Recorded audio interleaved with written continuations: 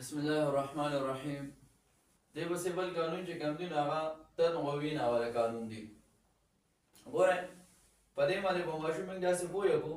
ورته ووایي چې بچې د ناقص هر هغه کلمه چې هغه د تفعلین په وزن باندې وي،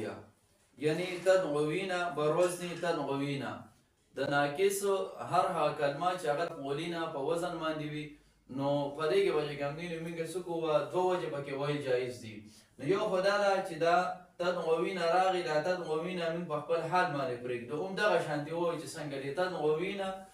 بروزنی تفعلینا په خپل حال باندې پرېږدو او دغه شان دی چې کوم دی نو ووایو. او دویمه طریقه پکې دا ده چې نقل حرکت دی، یعنې موږ به څه وکړو تنغوینا کې په دې و باندې دا کسره چې کوم دی نو دا سکیله ده، نو دا به موږ رانقل کړو ما قبل غین له به ورکړو تدغیو ناشو، نو دلته کې دا و ساکن پاتې شو او دا ما قبل چې کوم دی نو مکسور دی، نو بیا به څه وکړو دا واو چې کوم دی نو دا به موږ یا سره بدل کړو، نو تدغینا شو تدغینا. نو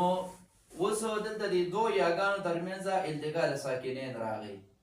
نو چې التقاء د ساکنین راغی نو دا یا به دا یو یا به چې کوم دی نو موږ حذف کړو نو تدغینا به شي. نو ګورئ ورته به ووایو چې څه دی دا و دا موږ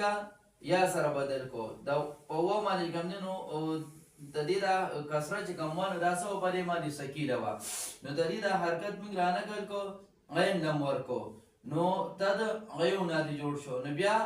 و ساکن ما قبل مکسور راغی، میقاتن والا قانون هم پکې ولګاو، نو دا و چې کوم دی نو موږ یا سره بدل کړو، نو چې کله مو یا سره بدل کړو نو تدغینا شو، دلته التقاء د ساکنین راغلی، دلته د یا او یا ترمنځ یو یا مو د حذف کړه نو تدغینا شو، نو دې د نقل حرکت وي. نو په دې طریقې سره ماشوم موږ پوه کړو چې بچي یو اثبات په خپل حال باندې دا چې کوم دی نو پرېښودل پکار دی. دویمه خبره پکې راغله چې د دې و حرکت به نقل کړو